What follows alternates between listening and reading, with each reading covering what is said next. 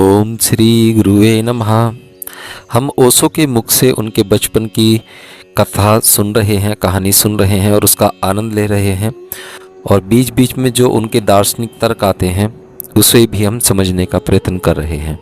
ओशो की छोटी छोटी बातों में बहुत कुछ छिपा हुआ है और ऐसा लगता है कि जैसे हम ही अपनी बात, मन की बात कह रहे हो। कहीं ना कहीं हम उनसे जुड़ाव पाते हैं। तो चलिए प्रारंभ करते हैं। मेरे नाना परमात्मा में कभी विश्वास नहीं करते और वे हिंदू नहीं थे।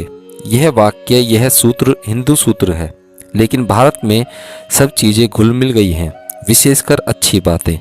मरने से पहले अन्य बातों के बीच उन्होंने एक बात बार बार कही, चक्र को रोको, चक्र को रोको। उस समय तो मैं यह समझ नहीं सका। अगर हम गाड़ी का चाक रोक दें और उस समय वहाँ पर तो कोई बैलगाड़ी का चक्र चाक था, तो हम अस्पताल कैसे पहुंच सकेंगे। जब उन्होंने बार बार कहा कि चक्र को रोको, तो मैंने अपनी नानी से पूछा, क्या इनका दिमाग खराब हो गया है। वे हंस पड़ी। उनकी यही विशेषता मुझे बहुत पसंद थी। मेरी तरह वे भी जानती थी कि मृत्यु बहुत निकट है। जब मुझ तक को मालूम था, तो यह कैसे हो सकता है कि उनको नहीं मालूम था। यह तो साफ दिखाई दे रहा था कि उनकी श्वास कभी भी बंद हो सकती है। फिर भी वे बार बार चक्र को बंद करने के लिए कह रहे थे। नानी हंसी। मैं उनको अभी भी हंसते हुए देख सकता हूँ। उस समय वे 50 साल से ऊपर न थीं, लेकिन मैंने हमेशा यह देखा है कि जो स्त्रियां बनावटी श्रृंगार द्वारा अपने आप को सुंदर बनाती हैं, वे 45 की उम्र में बहुत ही कुरूप दिखाई देती हैं। तुम सारी दुनिया में घूमकर देख लो कि मैं जो कह रहा हूँ वह सच है या झूठ। उनकी लिपस्टिक, मेकअप, कृत्रिम भौवें और न जाने क्या क्या। हे भगवान, भगवान ने जब यह दुनिया बनाई तो उसने भी इन चीज़ों के बारे में नहीं सोचा था। कम से कम बाइबल में तो यह नहीं लिखा गया कि 5वें दिन उन्होंने लिपस्टिक बनाई और 6ठे दिन उसमें कृत्रिम भौवें बनाई, आदि आदि। अगर स्त्री सचमुच सुंदर है तो 45 वर्ष की आयु में उसका सौंदर्य चरम सीमा पर होता है। मेरा देखना है कि पुरुष 45 साल की उम्र में अपनी चरम सीमा पर होता है और स्त्री 45 साल की उम्र में उसकी आयु पुरुष से 10 वर्ष अधिक होती है। और यह गलत या अनुचित भी नहीं है। बच्चों को जन्म देते समय उसे इतना कष्ट उठाना पड़ता है कि अगर उसे थोड़ा अतिरिक्त जीवन मिला तो वह उचित है। मेरी नानी 50 साल की थी, फिर भी उनका यौवन तथा सौंदर्य चरम सीमा पर थे। मैं उस क्षण को कभी नहीं भूला। वह ऐसा क्षण था, मेरे नाना मर रहे थे और हमें चक्र को रोकने के लिए कह रहे थे। क्या बकवास थी। मैं कैसे चक्र को रोक सकता था। हम लोगों को अस्पताल पहुंचने की जल्दी थी और बिना चाक के तो हम उस जंगल में खो ही जाएंगे। और मेरी नानी इतने जोर से हंस रही थी कि बैलगाड़ी चलाते बाहर से भूरा ने पूछा, क्या बात है, आप क्यों हंस रही हैं। क्योंकि मैं उन्हें नानी कहता था, इसलिए भूरा भी उनको नानी कहा करता था। फिर उसने कहा, नानी, मेरे मालिक बीमार हैं और आप इतने जोर से हंस रही हैं, बात क्या है। और राजा इतना चुप क्यों है। मृत्यु और मेरी नानी की हंसी दोनों ने मुझे एकदम चुप कर दिया था, क्योंकि जो घट रहा था उसे मैं समझना चाहता था। कुछ ऐसा घट रहा था जो मैंने पहले कभी नहीं जाना था और मैं एक क्षण के लिए भी अपना ध्यान इधर उधर नहीं करना चाहता था। मेरे नाना ने कहा, राजा, चक्र को रोको। क्या तुमने सुना नहीं। अगर मैं तुम्हारी नानी की हंसी सुन सकता हूँ तो तुम भी मुझे सुन सकते हो। मुझे मालूम है कि वह बहुत अद्भुत महिला है और मैं उसे कभी नहीं समझ सका। मैंने उनसे कहा, नाना, जहाँ तक मैं जानता हूँ वे सबसे सरल महिला हैं। हालांकि अभी मैंने दुनिया को अधिक नहीं देखा है, लेकिन अब मैं तुमसे कह सकता हूँ कि इस जमीन पर शायद ही ऐसा कोई आदमी हो या मृत या जीवित जिसने स्त्रियों को उतना देखा हो जितना मैंने देखा है। लेकिन मरते हुए नाना को दिलासा देने के लिए मैंने उनसे कहा, उनकी हंसी की आप चिंता न करें, मैं उनको जानता हूँ। आप जो कह रहे हैं वह उस पर नहीं हंस रही हैं। मैंने उन्हें चुटकुला सुनाया था, वे उस पर हंस रही हैं। उन्होंने कहा, ठीक है, अगर वे तुम्हारे चुटकुले पर हंस रही हैं तो हंसना बिल्कुल ठीक है, लेकिन इस चक्र का क्या होगा? अब मैं जानता हूँ, लेकिन उस समय मैं उस पारिभाषिक शब्दावली से बिल्कुल अपरिचित था। यह चक्र जीवन और मृत्यु के चक्र का प्रतीक है और भारतीय विचारधारा इससे इतनी अभिभूत है, इतनी ग्रसित है कि हजारों वर्षों से लाखों लोग यही प्रयास कर रहे हैं कि इस चक्र को कैसे रोका जाए। वे बैलगाड़ी के चाक के बारे में बात नहीं कर रहे थे। उसे रोकना तो बहुत ही आसान था, बल्कि उसे चलाना मुश्किल था। वहाँ कोई सड़क न थी, उस समय ही नहीं थी, अब भी नहीं है। पिछले साल मेरा एक दूर का चचेरा भाई आश्रम आया था। उसने कहा, मैं तो अपना सारा परिवार आपके चरणों में लाना चाहता था, लेकिन असली कठिनाई तो उस सड़क की है। मैंने कहा, अभी भी? करीब 50 साल बीत गए हैं, लेकिन भारत ऐसा देश है कि वहाँ समय ठहर गया है, वह आगे बढ़ता ही नहीं। न जाने घड़ी कब बंद हो गई, लेकिन वह ठीक 12 बजे बंद हुई, दोनों सुइयां एक साथ। यह सुंदर है, घड़ी ने सही समय दिया। हे प्रभु, इस आदमी ने मुझसे कहा, मैं अपना सारा परिवार आपके पास नहीं ला सका क्योंकि सड़कें इतनी खराब हैं। सिर्फ इन सड़कों के कारण शायद वे मुझसे कभी नहीं मिल सकेंगे। उस समय कोई सड़क नहीं थी और आज भी उस गांव से कोई रेलवे लाइन नहीं जाती।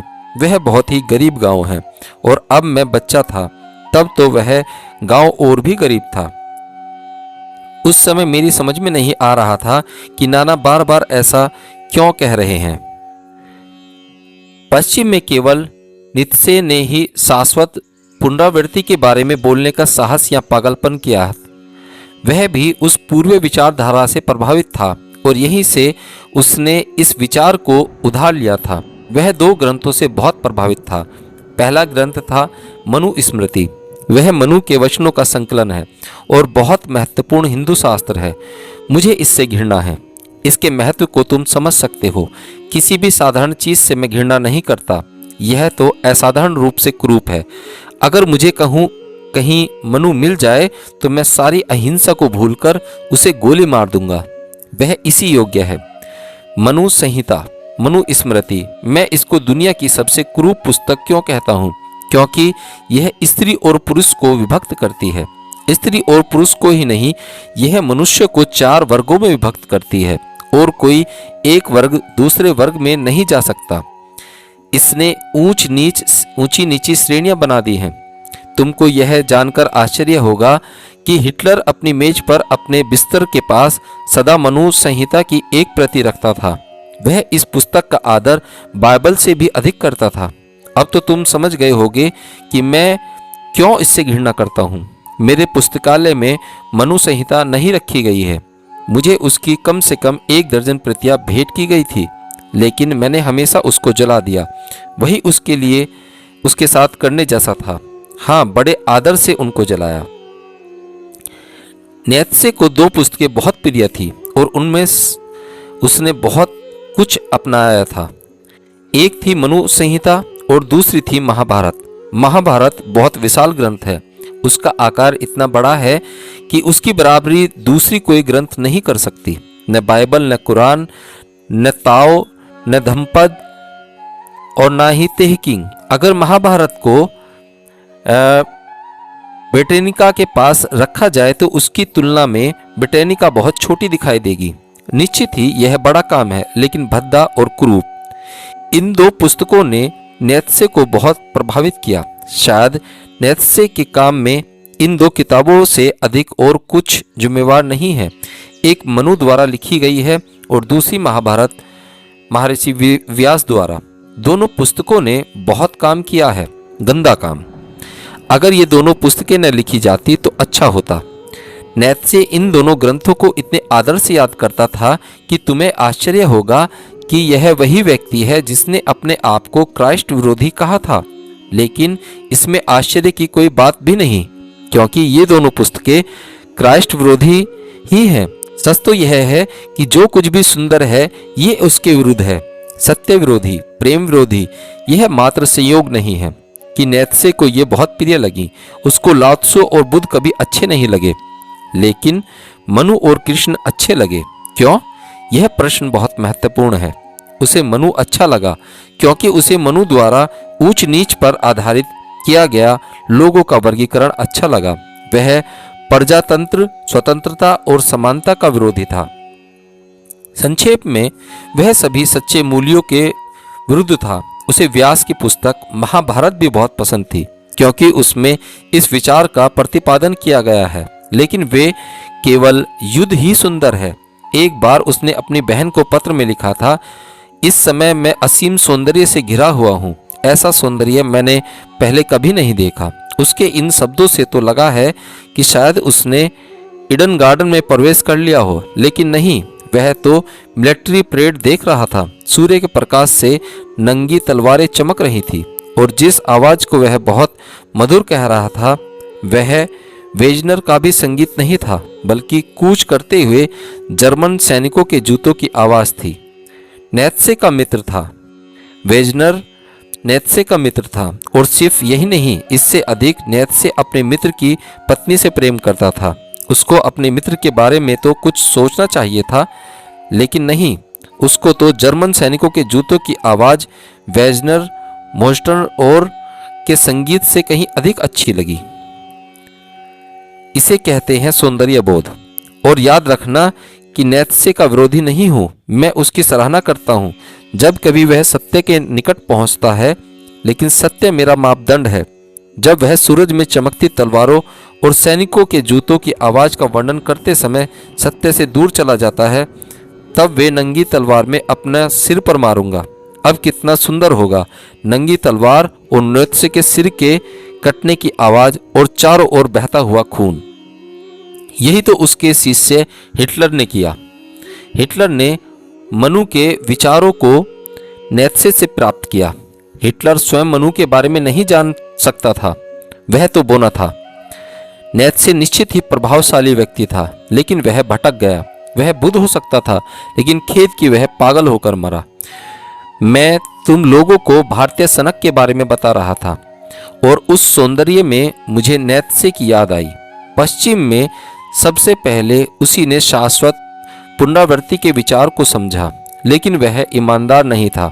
उसने यह नहीं कहा कि यह विचार उधार लिया गया है। उसने मौलिक होने का दिखावा किया। मौलिकता का दावा करना बहुत आसान है। इसमें बुद्धि की कोई आवश्यकता नहीं है।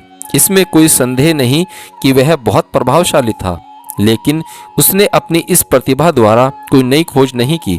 उसने अपने विचारों को ऐसे स्रोतों से उधार लिया जिसके बारे में संसार को बहुत कम जानकारी थी। मनु संहिता को कौन जानता है और कौन उसकी प्रवाह करता है? 5000 वर्ष पहले मनु ने इसे लिखा था। और महाभारत की कौन फिक्र करता है, कौन पढ़ता है? यह इतनी बड़ी पुस्तक है कि जब तक कोई पागल ही न होना चाहे कोई पढ़ेगा नहीं। लेकिन ऐसे भी लोग हैं जो ब्रिटेनिका पढ़ते हैं। मैं ऐसे एक व्यक्ति को जानता हूँ, वह मेरा व्यक्तिगत मित्र था। सिर्फ ऐसे ही लोग महाभारत पढ़ते हैं। यह हिंदू इसे स्वभावतः यह एनसाइक्लोपीडिया ब्रिटेनिका से बड़ा होने वाला है। ब्रिटेन तो सिर्फ ब्रिटेन है, भारत के एक छोटे से राज्य से बड़ा नहीं है। इतने बड़े तो कम से कम भारत के 3 दर्जन राज्य हैं, और वह सारा भारत नहीं है, क्योंकि आधा भारत तो अब पाकिस्तान बन गया है। अगर तुम सारे भारत की तस्वीरें चाहो तो तुम्हें उसमें कुछ और भाग जोड़ने पड़ेंगे। एक समय वर्मा भारत का ही हिस्सा था। सिर्फ इस सदी के आरंभ में ही इसे भारत से अलग कर दिया गया। अफगानिस्तान भी एक समय में भारत का हिस्सा था। यह तो एक महाद्वीप है, इसलिए महाभारत वेटिकन से 1000 गुना बड़ा होने वाला है। इसके तो केवल 32 खंड हैं, वह तो कुछ भी नहीं है। मैंने तो बोला है कि अगर तुम संग्रहित करो तो वह उससे भी ज़्यादा होगा। किसी और ने गिनती की है, मुझे पक्का नहीं पता, क्योंकि मैं ऐसे व्यर्थ के काम नहीं करता। लेकिन उन्होंने अंदाजा लगाया है कि आज तक मैंने 333 पुस्तकें लिखी हैं। वाह वाह, पुस्तकें नहीं, वह व्यक्ति जिसने गिनती की है। उसको थोड़ा और इंतजार करना चाहिए, क्योंकि अभी तो बहुत सी पांडुलिपियां अप्रकाशित हैं और बहुतों का मूल हिंदी से अनुवाद नहीं हुआ है। इन सब को जब एकत्रित किया जाएगा तो यह सच में एक बहुत बड़ा एनसाइक्लोपीडिया रजनीश का होगा। लेकिन महाभारत सचमुच बहुत बड़ा है और वह सदा दुनिया का सबसे बड़ा ग्रंथ बना रहेगा। मेरा मतलब उसके आकार और वजन से है। इसका उल्लेख मैंने इसलिए किया क्योंकि मैं जन्म और मृत्यु के चक्र से मुक्त होने की भारतीय मानसिकता की बात कर रहा था। महाभारत में विशुद्ध रूप से बस इसी भारतीय मनोग्रस्ती के बारे में लिखा गया है और मनुष्य का जन्म बार बार होता है। इसलिए मेरे नाना कह रहे थे, चक्र को रोको। अगर मैं रोक सकता तो मैं इस चक्र को उनके लिए ही नहीं सबके लिए रोक देता। मैं केवल रोकता ही नहीं, उसको सदा के लिए नष्ट भी कर देता ताकि दोबारा इसे न चलाया जा सके। लेकिन यह मेरे हाथ में नहीं है। उनकी मृत्यु के उस क्षण में मुझे बहुत सी बातों का बोध हुआ। उस क्षण में जिन बातों के प्रति मैं सजग हुआ, जिनका मुझे बोध हुआ, उनके बारे में मैं बात करूंगा, क्योंकि उस बोध ने ही मेरे समस्त जीवन को निर्धारित किया है।